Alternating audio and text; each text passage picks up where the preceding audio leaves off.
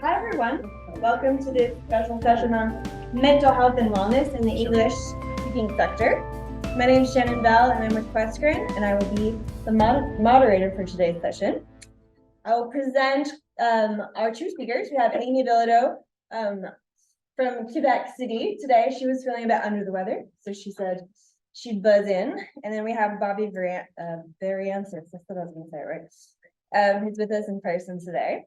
I'll start just by going over their biographies and then we'll get started.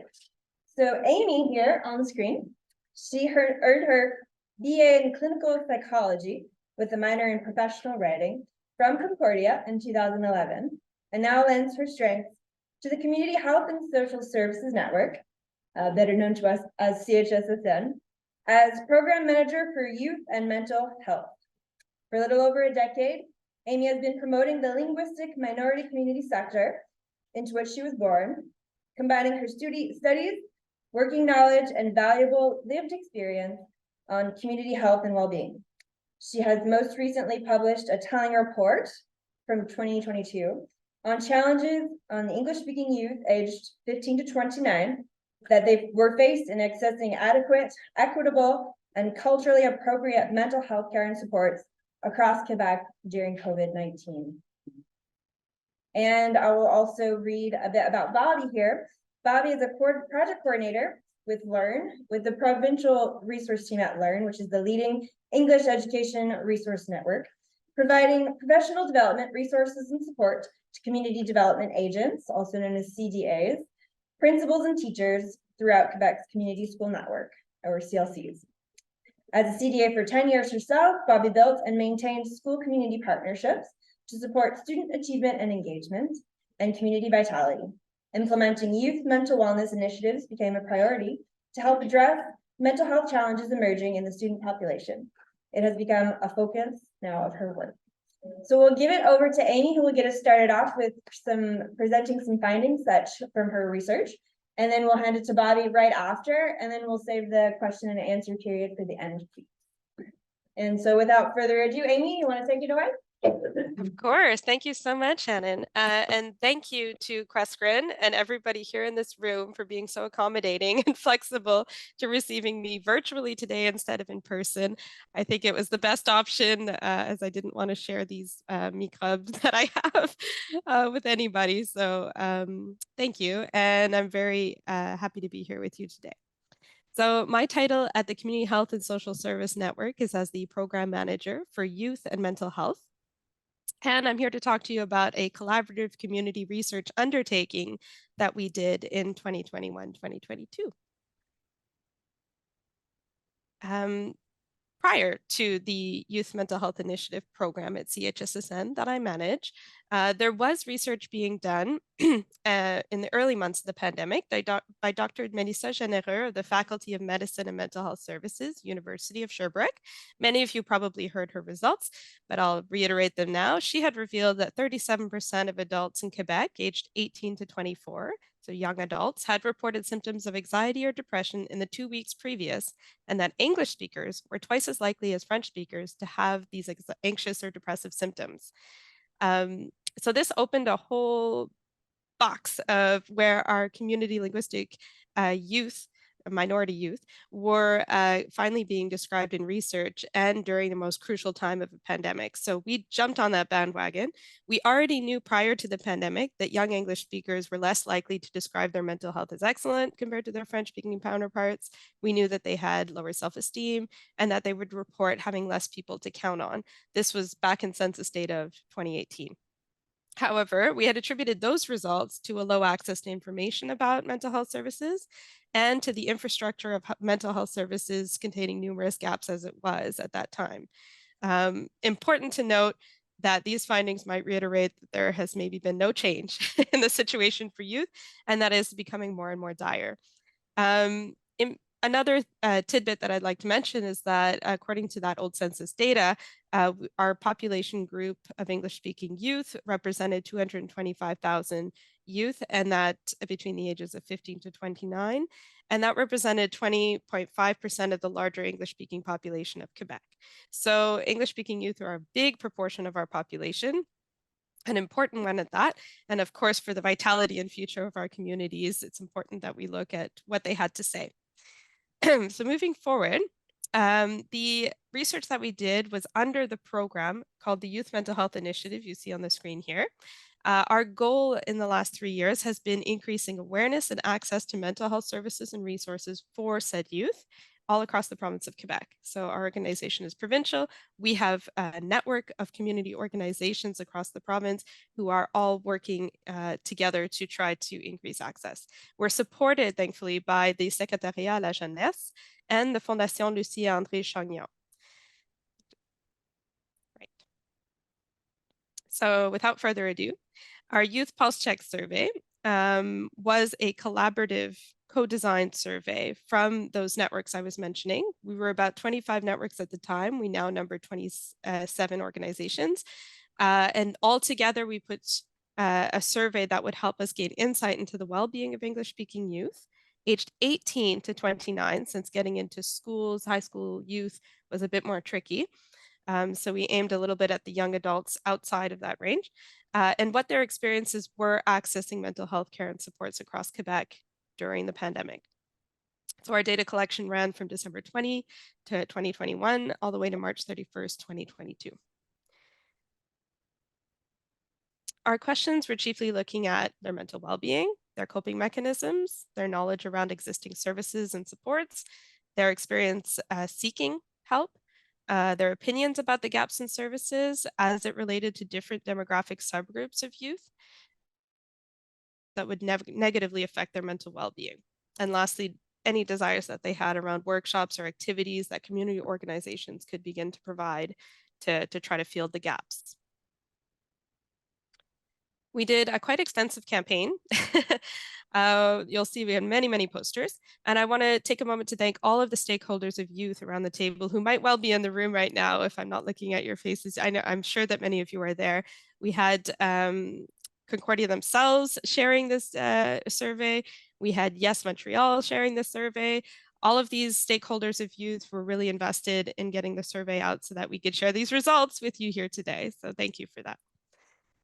This is the spread of the network that CHSSN typically works with, but within my program, there are also a supplement of 8 other organizations based out of Montreal, very important to reaching subsets of youth that are hard to reach, including O3 for Maison Transitionnelle, young parents in financial precarity.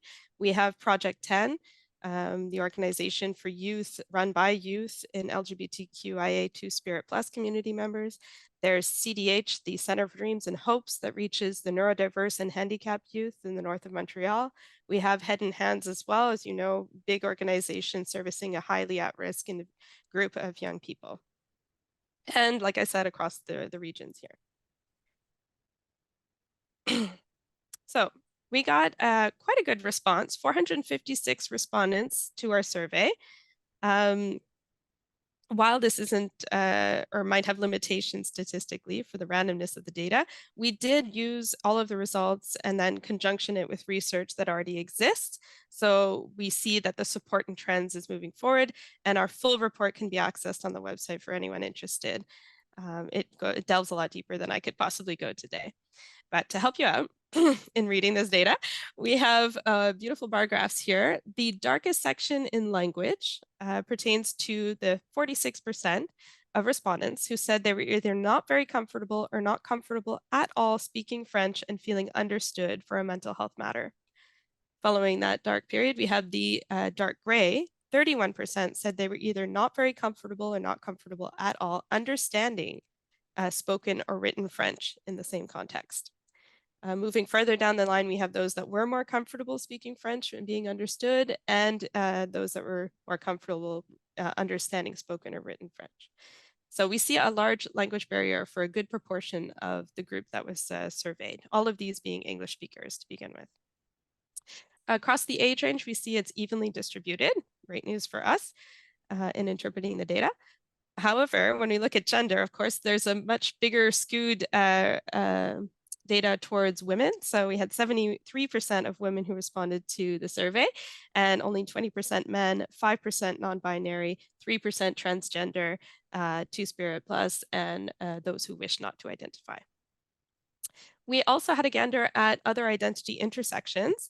The much larger proportion here is the 20% of those who identified as a person perceived or treated as person of color, followed by 6% identifying as Indigenous and 2% as foster care alumni. And last but certainly not least, we have employment and education along the same graph, as many of them were holding both roles in their lives. In employment, 41% from left to right is employed full-time, 30% part-time, 12% unemployed, and 2% self-employed. And lastly, our education sector, 38% were studying full-time, 9% studying part-time. I went a little deeper into my raw data to be able to share the information about those students. So 217 were students, that represents 47% of total respondents. And moving clockwise in this graph, we have 100 that were university attending, so the biggest proportion here, and then 54 that are CEGEP, 27 that are continued education, a little snag of 22 in high school, and 14 in trade school. We see an interesting distribution of youth responding in different stages of their education. So what were the results? I have to begin by saying across the board, there were subsets of English-speaking respondents that were particularly vulnerable to the mental health struggles and the gaps and barriers in accessing adequate services. And those were the LGBTQIA Two-Spirit Plus identifying individuals, Black community members, young carers, parents, youth with disabilities, and foster care alumni. Their voices were strongly felt in the comments, and I'll reiterate later a comment about how they were most vulnerable to certain gaps. Our key findings, we have 4 of them. This overwhelmingly, English-speaking youth felt there was a dramatic lack of adequate mental health services and support in English in their region, of course made worse by the pandemic at the time. In fact, the very disconcerting data here, the 90% you see glaring at you is the number of respondents experienced feeling mentally unwell within the previous 2 weeks. And half of these 90% of respondents felt this way all the time or most of the time. So a very critical situation for youth at this time period between 2021 and 2022. Beginning of that time, we still had restrictions in place. It was on and off, the holidays passed. It was a very dark time for many. And then on the far right here, we see that the language component, as I mentioned earlier, 46% of respondents feeling they're not very comfortable, not comfortable at all, speaking French and feeling understood about issues around their mental health and seeking care in that language. So language barriers still very strong. They're not feeling very well. In the way of access points, so points of entry into care, we have 40% of respondents on average that didn't have access to a family doctor.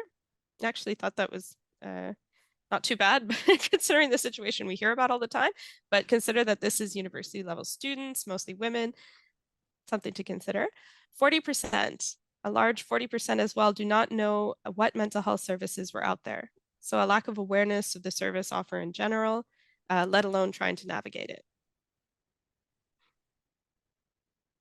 I have quotes throughout my presentation that I'd love to take the time to show you, but as we're a little bit pressed for time, I'm going to roll through them, but I highly recommend that if you have the time and the interest to revisit the slides and or visit our report to read them. They really paint a picture of the critical situation our youth are experiencing in their own words. Another finding was financial stress and wellness, the connection there. So English-speaking youth felt a very high correlation between their financial stresses and worries and their mental health struggles. We're not surprised there. I'm sure many of you have also been aware of PERT's data on poverty in youth and that effect that is having in our communities. But this stress itself is exacerbated, made worse by the lack of mental health supports available in English in the public sector and the high cost of mental health support in the private sector. So the combination of these factors means English speakers without the financial means, and we know that the young people do not have the financial means to pay for private therapy where English services would be guaranteed, are excluded from access to mental health services in high numbers. And notably, as I promised earlier, 3 subgroups were especially highly represented in those that said that their mental health was affected by their financial struggles. And that was the Black respondents, Black community respondents, those who identified as non-binary, transgender, or two-spirit or other, and respondents who have aged out of foster care. And in those that have aged out of foster care, 90% of them said that their financial struggles affected their mental health. So a very high and dire need and concern in this area as a mental health struggle. In the rural and urban outlook, so looking at comparisons there was higher levels of stigma felt around mental health struggles and a dramatic lack of service offer in the rural versus urban regions of Quebec. So where 24% of respondents based in the most urban areas said that they felt they would be judged for seeking help, this number jumps to 32% in the rural areas. And you can see quotes on the left there that reiterate the point from those in the lower North Shore and the North Shore of Quebec and in the Côte-Nord. The experience is felt that there are just no services whatsoever. And again, the quotes will send that message home as well. In the informal supports and coping mechanisms, we were trying to see where youth are going to try to navigate the service offer. Who are they relying on for help? And chiefly, instead of turning to the public health and social services as a first resort of access, they are leaning heavily on informal support networks. So their peers, their family, their friends, 50% of them are leaning on them, and only 25 are turning to their family doctor or clinic or healthcare provider if their state takes a turn for the worse. So peer support coming out as a very strong and important area of intervention, but also wondering if they're not reaching out to the public services, is it because the public services are not responding to them? That's part of the picture as well.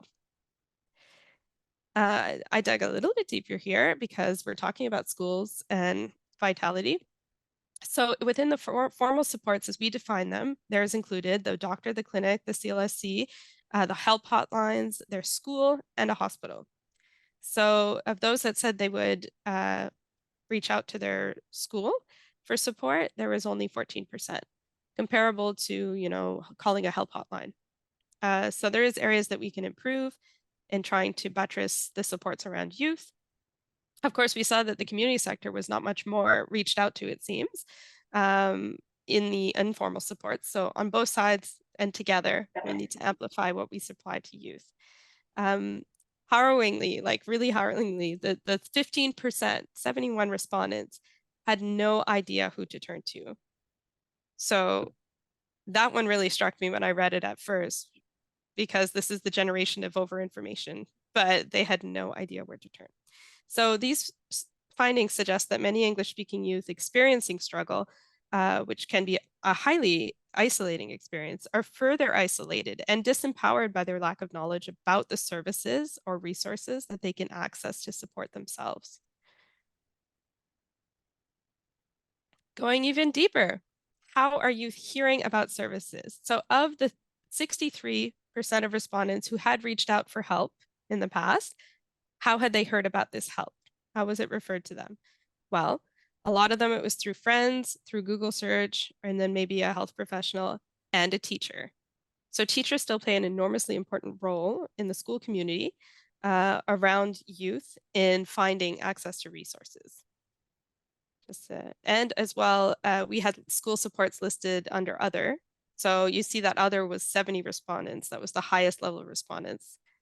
So many of them leaned into their work assistance program, school support, and possibly referral from the DPG if that was their situation.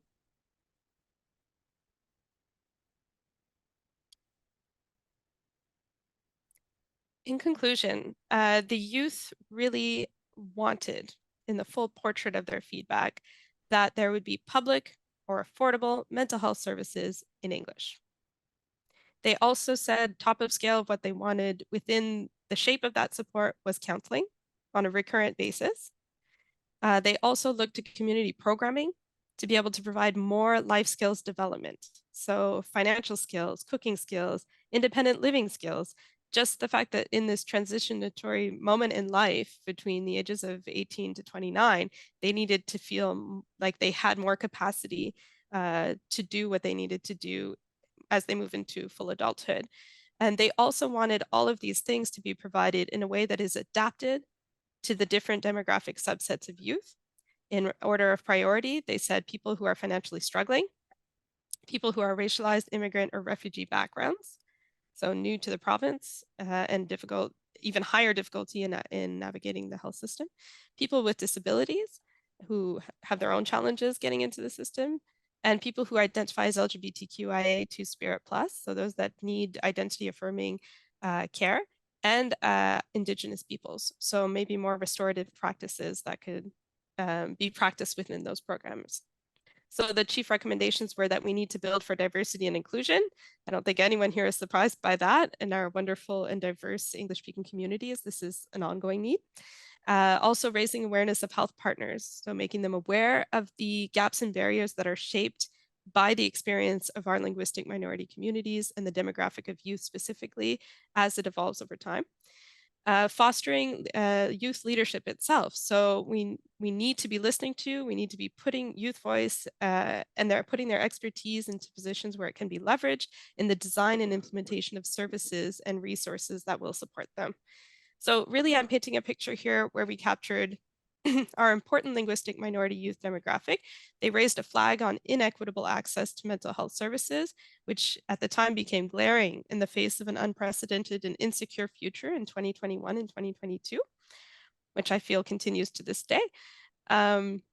The fact that they felt that there were no clear pathways available to them is alarming, and more so when we consider the obstacles they already have on their plate, that is the language barriers, the awareness of resources open to them, the capacity of the resources to respond to their needs. These gaps just become more and more felt by them. In cases, in fact, where services exist, those that were unsure, were aware of services, they said that the low visibility of the service presents an obstacle to them even thinking to access them. So there needs to be higher visibility of services available in English. The survey data also reflects the low confidence a number of respondents have in their ability to access adequate and timely services in English for their mental health. Many of them said it is non-existent because they know it won't be available in their language. So they don't move forward towards it. They don't even seek out care. So low confidence in being able to access the help they need deters them from seeking it out in the first place. And this is without adding stigma. This is without adding the political context, et cetera, et cetera. But there is hope at the end of the tunnel. It seemed like a really dire portrait, and it is, but there are agents of change in our community right now and in this room. There is hope. And what we're doing is we're leaning into school, health system, and community collaborations largely. So we have community school initiatives that have made major differences in these areas. They've increased support, they've made policy changes, there have been stronger collaborations, and we've seen reduced stigma. All of these things are possible. Some examples that I can throw forward just briefly is in Sept-Îles, they, within their school, had created, which has a very high Indigenous population group as well, they had created a wellness space with activities and resources that were culturally adapted and responded better to the needs of the students in place. So they had, I think it was in partnership with the CLC coordinator, CDA, this wellness space really bloomed for youth who needed a quiet space, who needed a place after school since there was literally nothing to do after school, et cetera, et cetera. There was also in the Montérégie region with our organization MWCN, they have a community, a continued education center. And in this education center, they noticed that a lot of youth were neurodiverse and really struggling through the curriculum, even self-guided. So they installed what they considered wellness pods, so pods for study, where there was limited distraction. It was created in a way that they had access to resources within this pod, but also things like sound canceling earphones. They would have fidgeting tools, access to obviously internet and computer. We say obviously, but it's not taken for granted for those coming out of the region as well. So this was an interesting initiative that they put forth and succeeded in implementing. We have ELAN, the English Language Arts Network, many of you are familiar with at a provincial level. They throughout the course of our program have been funding, we have been funding them to teach teaching artists and mental health so that they feel better equipped in the classroom when they're talking with students who are struggling and need to find a way to help them find a path to resources, supports, or intervention as needed. So that is a really great program as well. It was especially useful during the time of COVID when schools were very closed and we had no way to create school collaborations. The teaching artist was already in the school, so we were having an impact even in the first year of our programming. There's also Y4Y Quebec. They're doing wonderful things in peer support and referral service, including their just launched Discord channel. If you've heard of it or haven't yet, please check it out. It's called With You in Mind. And it's an excellent new type of prototype of service offer that we hope will be very popular with youth, and I'm sure it will be. There's Cami over in the Magdalen Islands. We had an organization running rallies to get to know your service providers in English within the school. So big school mental health fairs or rallies, these types of things are very common and done throughout our program as well, whether it's in the CAMIs or in Montreal too.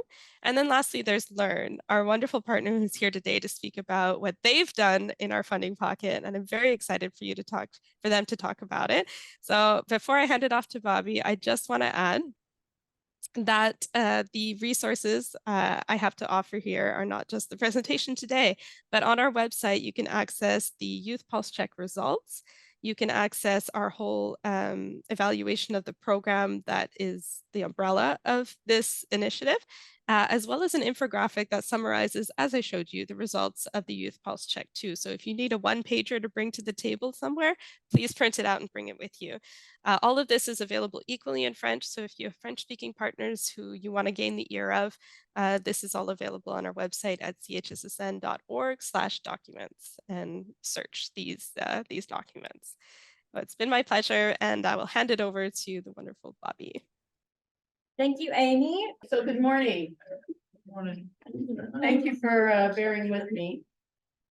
So I'm now going to lead into talking about one of the projects that was created from the work that came from the CHSSN, the survey results. We received funding. We are one of their partners, and our mandate was to bring this initiative into the youth population. So just a quick explanation. Learn is the leading English education and resource network. It's a little bit of a misnomer, but I'm part of the provincial resource team, and we support the community learning centers that are throughout Quebec. We have 90 CLCs, and they span 9 school boards, 1 centre de service scolaire, and 1 private school. So we have access to youth. And so we brought this project to them. So let me tell you about the Wellness Innovation Center, the Wellness Innovation Lab. This is a 3-year project that was funded by the CHSSN. It is an interactive and dynamic opportunity to understand the mental health and wellness needs of youth aged 15 to 29 in secondary schools and in adult education centers. The lab allows youth, teachers, school staff, and key community partners to come together in one space to brainstorm and to work on ideas that will support social and emotional learning of youth, but through regular activities that become part of the school culture. These are not one-time events that are created, but initiatives that become embedded in the regular fabric of the school. So, what's the big idea? What's so special about it? This is a design thinking process. So when we bring our participants together, we encourage them from the get-go to look at what's already happening in your school or in your community? What mental health initiatives are there? What do they look like? How are they serving the community? Are they serving the community? And if they are, how can you make them even better? Once we've done this process, then the participants look at coming up with new initiatives where they prototype activities that they can take and easily implement. So at the end of a 3-hour lab, they have a series of ideas, 5. They can take 2 of those ideas, look at them, how do they put them in place, let them run, assess what's happened, take them back, revise them, what do we need to change, tweak, and make those changes, and then do it again. And then again, sit back and say, how did this work? What do we need to change? What worked, what didn't work? And then do it again. So constantly looking at, are we serving our community? Is this what we need? And they do it again and again until the right format is found. And then that's what they stick with. So it's a process. It's not a program. That's why it's not a one-off activity. We do not go into the school or into the community and tell them this is the program that you're going to make. This is what you're going to create. This is what you need. They are the ones that tell us what they want.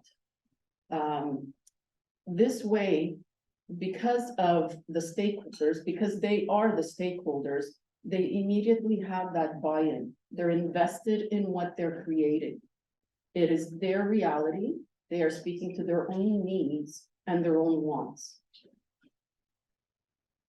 Now, who are the stakeholders? The people that we invite into these spaces, we go into a school setting or a center and we host a group of people. Who is it that we invite to come? We are inviting students in these settings, in the schools that we've been to. They've been students, 15 to 17, 18, but the program is for 15 to 29-year-olds.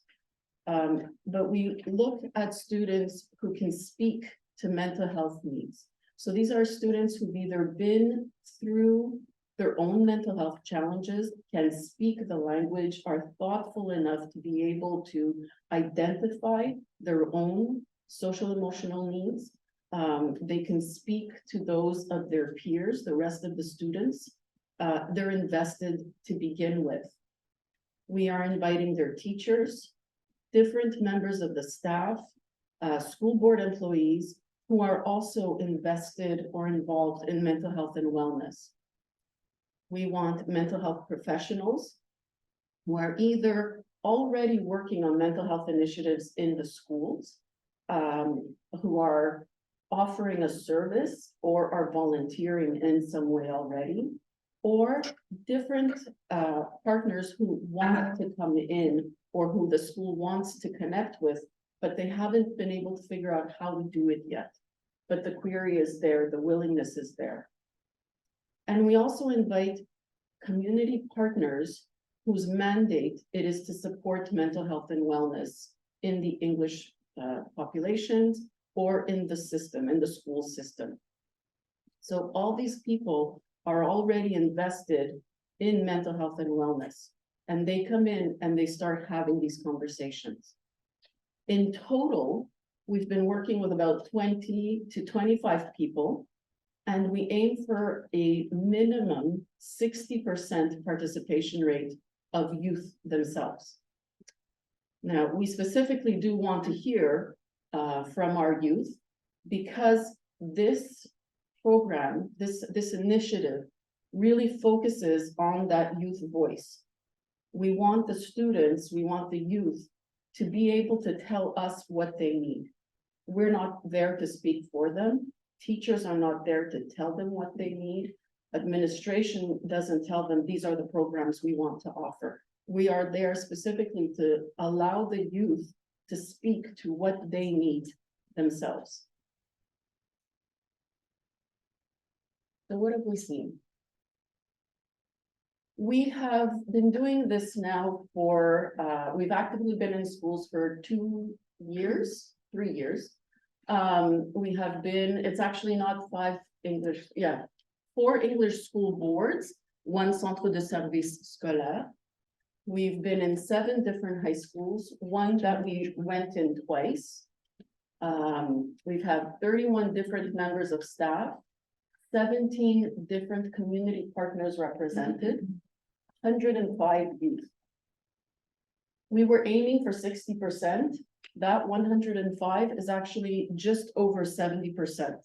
So it's been amazing. And I have a list of everywhere we've been and everywhere people who have come to the labs. We can look at that later. So let me tell you about one example. Laurier McDonald High School. We went, actually it was the very first lab that we hosted. And then actually, as a matter of fact, it's the very last one we just did again. We repeated the process. And this is what I mean, that it's a process. You don't do it once and you're done. We did it the first time. What came from it, we reassessed by doing it again. What else are they going to put in place? So at Laurier McDonald High School, we looked at what mental health initiatives were already happening in the building. The participants themselves came up with ideas on how to make these initiatives even better so that they really meet their needs. Then the participants came up with new initiatives that they wanted to see in the school. What happened? This allowed the school to discern what was working, but it also gave the students a voice they didn't feel they had before. Now, this picture is one example. At the end of the experience, or halfway through, the groups come up with their top 5 mental health initiatives. This is what they want, what they've come up with. We've got rage room, art, draw your emotion, a thoughts jar and meditation, shopping spree. It comes up more often than you'd imagine. And go outdoors and get physically active. Okay, now, the first time we did this was in May. It was, I think, the 19th of May that year. Within a few weeks, they were able to implement some of this by offering a week of de-stressing initiatives in the CLC room during the final exam week. There was a rage room day, art, meditation, it was Zen Buddha boards day, and animal therapy day.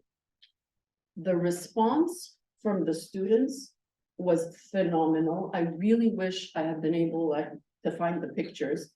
But the CDA, and I was the CDA at that point, I made the point of going back to the students to tell them, remember when we did this lab? Remember when you had these ideas? I can't give you this big thing.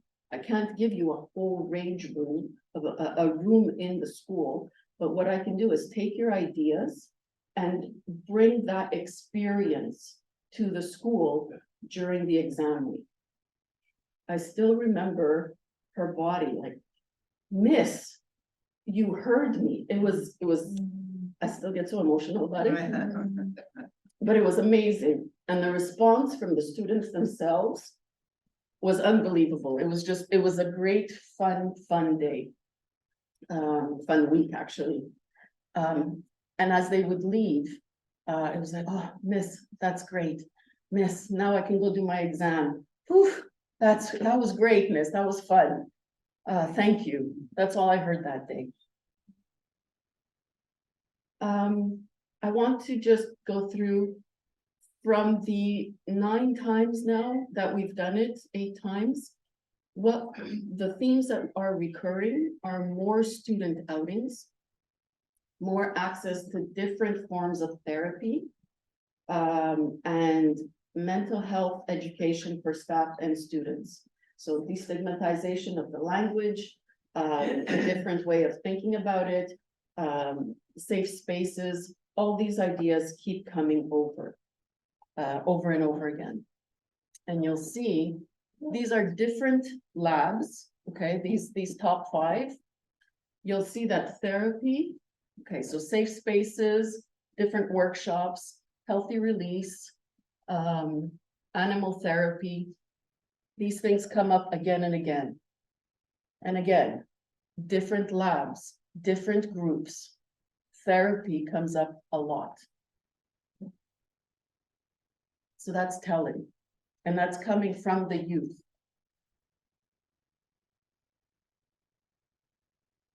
Now, since we've been doing this, I've tried to keep up to see what have the schools done with the ideas that were prototyped.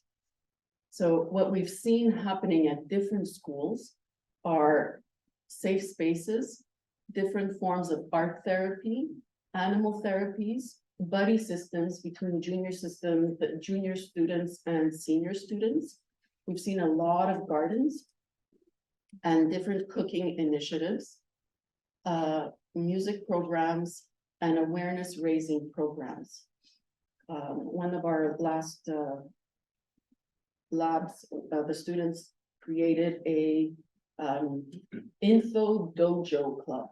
And this was really to destigmatize language around LGBTQ, neurodivergency, just make it normalness. It shouldn't be something that we're worried about. We do a one-word checkout at the end of our labs, and interesting and inspiring come up over and over and over again. So does cool, so does fun, but interesting and inspiring comes up a lot. And I think that says something. So, are you intrigued? I like that. If you are interested in finding out how to bring the Wellness Innovation Lab to your own school or your school board or your center, let us know. We can start a conversation. We can look at how do we make it fit into your setting. Are there any challenges that we need to address beforehand? How are we going to make it work? We've done it during the regular school day. We've done it after school in the evening. We've done it during ped days or half days. We've offered snacks. We've offered a whole supper. So we can really look at what do you need to make this work in your setting, because it needs to be able to welcome youth and the partners who will have that freedom and flexibility to come up with these initiatives to tell us what they want. And we've got a guide. So it's not too much of a challenge. It's easily adaptable. It is a prototype itself. I find that going into a different setting, we always start with, again, how do we make it fit to your situation? And we make it fit. It needs to make sense to your setting. So if you are interested, please let me know, reach out to me, and we can start a conversation. Thank you. Thank you, Bobbie. So we'll take questions for both presentations, but I'm going to propose that I start because I'm up here first. And so I had a quick question for you. The survey, I was curious about the gender disparity that you saw in the results and the respondents. And I'm just kind of inviting your speculation of whether you find that to be something like a trend throughout all surveys. Do women tend to respond more to surveys in general, or do you think that it had something to do with mental wellness in particular? Yes, I think that's a very astute observation. Generally in survey taking, we don't capture a lot of responses from men. Also, to consider where the survey was coming out from, are young men in those spaces, you know, they are in universities, but are they filling out surveys? And, you know, the question, we posed a lot of questions about that, and we were very disappointed to not find that there was enough to support the men's experience in this data. But yeah, so common in survey taking, as you mentioned, but also in mental health when we're talking about stigma. I mean, the survey itself, we didn't call it the mental health survey because we obviously we didn't want to scare away anyone who would feel a stigma just from those first steps. And then are men more comfortable talking about mental health and what it's like accessing services? Possibly not. I can only speculate, but it would have been nice to hear their experience in the health system navigation. Perhaps in another iteration, we would partner better with more male serving groups, you know, like there are quite a few in the regions who collaborate with partners servicing men at risk. Okay. Okay, well, I'm gonna head it up to some other questions now. Would you like to go? Yes, I have two questions, one for Amy and one for Bobbie. So my first question, Amy, is about your sample. I was a little confused in your presentation because you said that that it was 18 to 29-year-olds, correct? But you talked about schools. So are we talking about an adult ed population in your schools, or are we talking about the secondary school populations? To answer your question, the survey was constructed originally for the 15 to 29. Our hope was to reach high school level students, but we reached a few red tape on the way of ethics and consent and the school being comfortable with that. The schools run their own surveys, like the Tell Me More survey. They have a lot of pressure in that area. So we said, no, okay, we'll back away from that. We'll just do the 18 to 29. We'll partner it through university, trade schools, community organizations, other areas where youth might be. So in the pie graph that you saw, the 47% that are students were those identifying 100 of them from a university, so attending university, some of them from 14 from trade schools. We also had continued education attendees. And then that little sliver of high school, that is the confusing part. So I understand that your question might derive from there. There might have been some high school level students who may have still answered the survey despite us asking for their age in consequence. They might, I don't know if they could have been still attending high school at 18, but we just got a few outliers there in the data. Okay, Yeah. and my second question is for Bobbie, because I hope you didn't think that was rude, but I was really looking for the Wellness Innovation Lab on my phone to see where I could get the information to pass it on to other people. It's not on the site.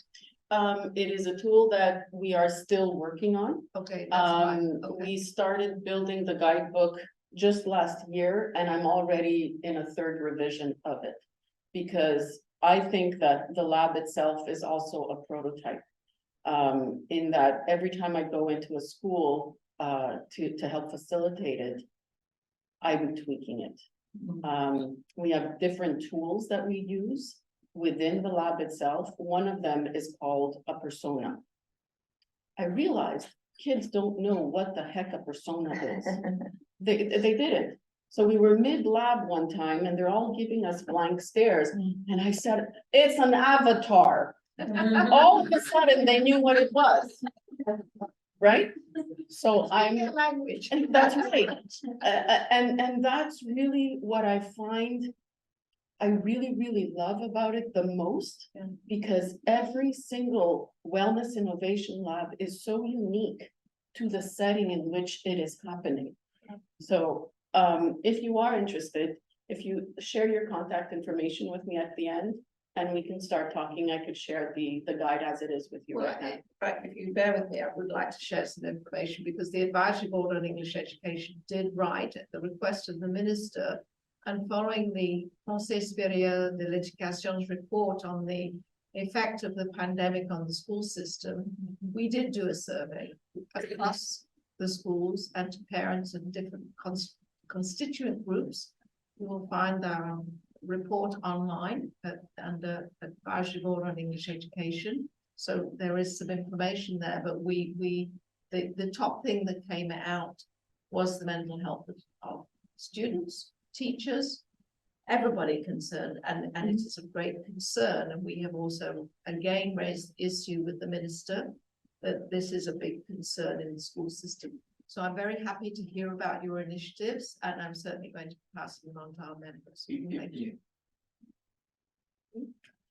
Thank you both for your presentation. My question is for Amy, but I'll start by saying what you saw in the Youth Pulse Check mirrors what we see in our elementary and secondary schools. We do use the Our School survey, and we do have data that tell us what students are reporting, and it compares them to the Canadian average. And certainly in my school board, our students are reporting more symptoms or signs of anxiety and depression, particularly girls, particularly at the high school level. So I think there are different data points that sort of say there's an issue. The question is always, are Anglophone youth, because on the national average, we're compared to the rest of mostly, I suspect, English-speaking Canada, you know, is there an issue with Anglophone youth being more sensitive to issues and reporting more depression, more anxiety, not clinical, but symptoms of.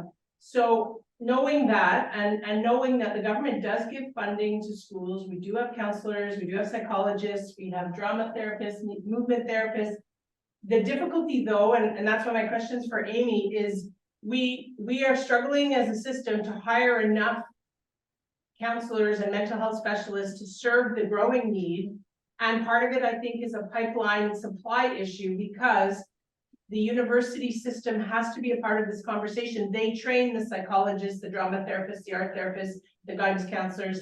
And I'm hoping, and that's my question for Amy, is CHSSN aware and dialoguing with the universities? Because it is unfortunately, is very hard for outside universities. But they do train people, but people don't move to Quebec to work. They kind of sometimes leave. So we look at our 3 or 4 university partners that train different specialists, and there just aren't enough of Anglophone or even bilingual people who could serve the English-speaking youth. So there needs to be some conversation about, and we talk a lot about teacher training programs, but we really need to be focusing on having more people trained at both the CEGEP and university levels to deliver and do some of these services in schools. So I'm just curious where university and CEGEP training programs sit in all of this mental health work. I think you make a great point on the context that language as a social determinant of health is very important for linguistic minority communities, and it is affecting them adversely compared to our majority counterparts, right? And you can see this in rest of Canada for French-speaking communities. Like there was the whole colloquium by official language communities earlier this fall, where they were talking about that. But there's just much more research and money is allocated to that population group in rest of Canada, our minority French speakers elsewhere, than there is for English speakers in Quebec.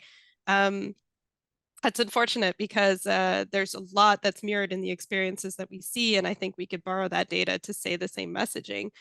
So to that point there, I just wanted to comment. And then when you're talking about the university supports in training bilingual staff and increasing the amount of capacity in the sector of service to be able to respond to the need, there's Dialogue McGill, that is an organization working in that exactly at the crux of those 2 areas. They're in universities, they're in continuing education, trying to get health professionals and specifically youth to stay, English-speaking youth to stay in the working fields that will impact them the most in health. So they have funding pockets, so they'll give bursaries, and they'll also offer training to health professionals who are French-speaking, who are willing to improve their English to be able to service this population group. There's so many initiatives that the organizations under our network are trying to do in collaboration with the health establishments themselves towards identifying and training and increasing the number of bilingual roles for mental health professionals. It's an enormous endeavor, and the community sector, so that's us, is working towards it in tandem with the health sector through access plans, I could talk forever about this, so I won't keep going.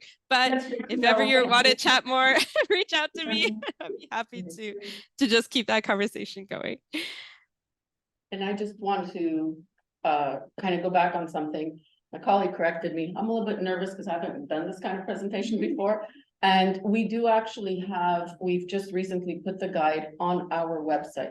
So if you go to learn, if you go to Provincial Resource Team, the CLC network That's what I under, was looking for. yeah, That's CLC the same. Essentials, where is it, Danielle? CLC So Tools? it's learn, launch a new website. Yeah. Go down to the CLC website, which is embedded on the left-hand side. Yeah. On the CLC website, you'll see our outcome areas, which includes mental health.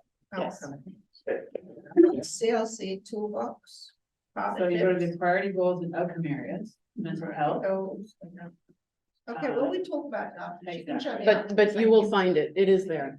And Oh, again, it's version 1. I'm working on version 3. Yeah. Bobbie, just to be clear, it's the case that anybody can use it, anybody can use it because it's kind of helped you made it. Available. It is, yes. That's wonderful. We have Yeah. another great project funded by the CHSSN. We have wellness liaisons in a few universities around Quebec and they have a job to do, which includes running workshops for their peers. That's Yeah. gonna be really cool. But even though it's there, like you can take it and run with it. Yeah, But we are always available for you to run questions through us, for you to kind of look at different scenarios, okay. to look at possibilities, where you want to post it. We are available to help with Okay, that. thank you. Yeah, long term. Great, thank you. Okay. Are there any other questions? Bobbie, one for you. You said that each of your labs is geared to the site that you're actually at. That interested me. Did you see differences in needs across the province? You've been all over the province. Yes, What kind of differences were you finding? It's a big question. it's a but, big question. The themes are common. Okay. The theme, like the want of different forms of therapy, Mhm, different forms of mental health information everywhere. mhm. Opportunities to go outside of the classroom everywhere. And building of some skills, either cooking. And I remember in one of the schools we were at, in a very rural area, the thought process was, learn to cook to leave, Learn to cook. to leave. So they wanted cooking classes, gardening classes, different forms of life skills being taught. So different, and one area, rural, the students themselves wanted more initiatives. And keep in mind, these are senior students, secondary 3, 4, and 5. They wanted more opportunities to interact with the juniors. This was in a school where it was K to 5. Yeah. Another school, same, I'll say board. Another school, same type of a situation. Those senior students wanted a space totally away from all the juniors. So, totally away. So it's very specific to where they are. Even though the themes remain the same. Right. It's so interesting, and when the students, it's a whole process. It takes 3 hours. There's seating arrangements that we make so that we're conscious of students being with students and all the adults with the adults, whoever the adults are. By allowing the students to sit together, they encourage each other, allow each other, kind of nudge each other. And they speak for themselves. Even throughout the whole thing, I don't ask people to identify themselves except with just a name. Just put your name, I'm Bobbie, and then you go to your area you work. Halfway through, when they've already generated ideas, that's when I ask administration to stand up. Tell us, what are your constraints? What is the context? What is the reality? How much money do you have? How much time? what can you do in a school day? I then ask any staff to stand up and say, how can I contribute? And then who are the partners? What resources can they offer? So in the second part of the lab, they can look at these ideas that they've generated and say, okay, now based on what we heard, which ideas can we realistically look at? And you can have immediate turnaround, we can do this tomorrow ideas, but you can also have long-term, we're going to be planning this, we're going to form a committee, it's going to take 3 years ideas. And I think that's the amazing part of it for me. And they really do come from the youth. Thank you. Yeah, it's great, amazing. If I can butt in there to add, if you're curious to know what the 18 to 29 age range in our survey had to say by region, we do have the data subdivided to highlight differences that we saw in the regions from the youth respondents. Things like a particularly low rate of those seeing a therapist in the Côte-Nord, or those more highly affected by mental health struggles that are related to their caregiving role in their household, or those that would like to have more help with substance use or getting their life back on track. These were like these little flying data points that we were able to see trends with by region that were interesting. So if you're curious about that too, it's available online. Thank you. I have a question about the plan for evaluating the effectiveness of the program, and this may be a question that either of you or both of you can answer. Is there something built into the project that will bring you back around to do another survey, Amy, or like how will you evaluate how it goes after 3 years? I think we could both respond to that from two different perspectives. In the Youth Mental Health Initiative, that umbrella is 27 organizations doing actions to increase access. I'm evaluating them yearly on their outputs, and it's target indicators that the funders like to see, how many youth reached, how many events or activities produced, and how many health professionals were involved. How do youth feel? How are they engaged in the design of the program? Things like this. And then throughout that as well, I have surveys, like internal surveys to the groups, asking them. We did, the Youth Pulse Check was actually a survey not meant to reach the proportions it did, really. We went overboard on that one, but it for great results, right? So we used that data and we've sat on it and made big impact in policy, I hope, at that level with the funders and with other key stakeholders at tables. But we've also asked them questions about are they struggling to reach hard to reach youth? What does that look like for them as our community organizations? We get feedback around that, and then we discuss it and we do a whole community of practice with it. We've also, this year, we're doing stigma reduction. We're trying to see if over the 3 years that everyone's been running this program, in its different forms, has there been any impact on stigma reduction in the youth that have participated? So we're going to slowly gather feedback around that. And this was a funding pocket of 3 years. It ends in 2024. However, we're hoping to get a reiteration of that funding source so that we can evaluate a new program on the same leg in the same objectives. And so not only am I answerable to the funder in reporting, yeah, well, you know, you got to do what you got to do, but we're also picking up really important data that's going to serve us moving forward in adapting the program. And that will only improve with the years to come. We do an evaluation of our own program management in how we deliver and support the organization. So if you're curious about that, the evaluation report is available online from the first year. And we'll have, we had an impact report in the second year, and then we're going to have a final evaluation report in the third year. So we keep ourselves very accountable to the work that we're doing and supporting by the 27 organizations in our umbrella. And Bobbie can speak to what she's doing in evaluating the Wellness Innovation Lab. Well, that's it. And just like I said, it's always a prototype. It's always under evaluation. How does it need to be changed this time to meet the needs of who we're trying to serve? But I also send up follow-up emails within a month. I send up an email right away. This is what we did. This is what came out of it.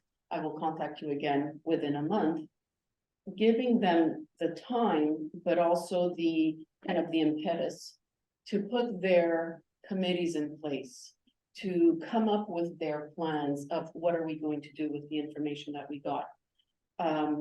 After that month, I follow up again shortly after, based on what they've told me. Okay, so you put in this safe space. How did you do it? What did you do? What are you seeing? And because many of these labs were done in schools through our CDAs also report to us regularly. We've got an online journal that our CDAs fill out. Community development agents who are working in the community learning centers. My life is acronyms.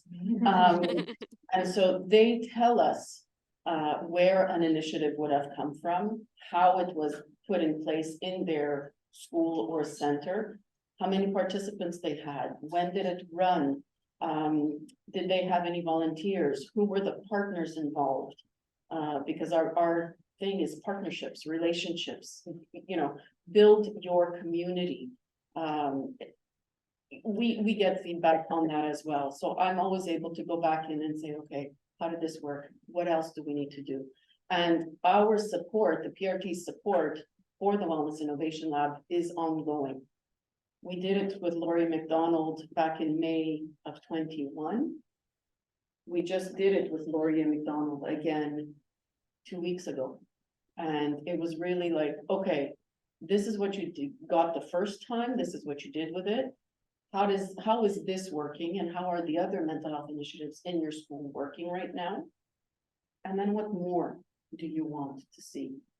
And the students and the staff, like, they come up with amazing ideas, amazing projects. That's why I highly recommend contacting Bobbie if you want to use the guide, so that she can not only relay important guidance to the groups that are using it, but also get back feedback that will feed into the best practices that she's doing, right? So if you are seeking out that document and with an intention to apply it, please email Bobbie as well, so that she can track you. Thank you. I think we have one last question there in the back. Thank you. Thank you for your presentations. The question I have, maybe it goes a bit beyond the scope of your respective presentations as well, but you know, obviously we're seeing an increased demand for services in mental health, right? And of course, I think the pandemic probably had something to do with that. But it's a general, it's something that we're seeing across the board, right? It's not only in certain communities, it's pretty much a general thing I think we're seeing across the country. And so my question, first of all, is, do we know what the cause is of it, the root cause? Because I think it's really important to have measures in place to deal with mental health, but also to be addressing the root cause at the same time. And secondly, do we know of any practices or any research that's been done to support positive, you know, mental health, right? That's good. It's important to not only treat, but to prevent. So just kind of going on a broader level, do we have any insights about that? So if I could just speak from my perspective, I've been working in the school system for 30 years or so. And I have seen a change. I've worn many different hats through 3 separate school boards, different positions, the whole gamut. So I've been in the classroom, I've been in the hallways, I've been in the office, I've been after school, I've been on work studies, and I've seen a change in how I've always been in the English sector, so how the English speaking students have sort of managed, how they've dealt with day-to-day stresses. Normal stresses sometimes, not so normal other times. Over the last, I would say, 7 years, there was a distinction that we realized in one of the schools I was at, that parents and students were sort of mixing up clinical depression, anxiety versus regular everyday stresses. They couldn't tell the difference. They were naming it the same. We'd have parents calling in to excuse their children from a ministerial exam because she can't get out of bed, she's so stressed, I'm excusing her. Not realizing that distinction. So my mandate at that point as a CDA in this school was to really, okay, how are we separating these mental health concerns so that we funnel them to the appropriate realm, right? And when it's clinical, we need to look at referrals and outside school interventions. But what do we do with this sector? How do we get them to acknowledge it? How do we get them to recognize it before they get there? So looking at asset versus deficit. I'm getting the rapid, but really looking at helping them understand the difference. I think it has changed just pandemically. I've been part of discussions with different community partners who were very excited to have these amazing mental health initiatives that they were able to offer the community. All of it was French. And I remember sitting at a table and asking, est-ce qu'il y a une version en anglais? Oh, vous pouvez l'utiliser même si c'est en français. And I said to them, you know what? When I'm in a crisis, I don't think in French. I don't think in English. I think in Greek. So if I'm melting down here and I have to work hard to think in English, I'm not gonna make it in French.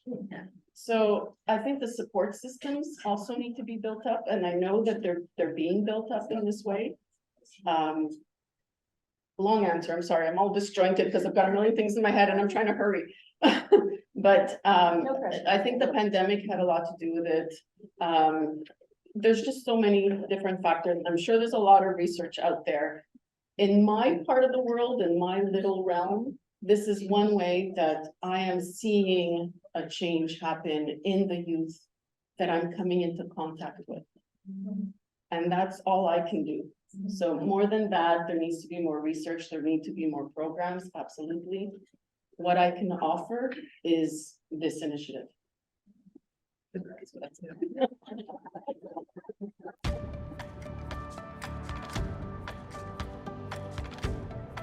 I just want to take that moment to thank Amy and Bobbie for their wonderful presentation, and let's have lunch. Yeah. Thank you, everyone. If you have any questions, know how to contact me. Thank you. Have a good afternoon.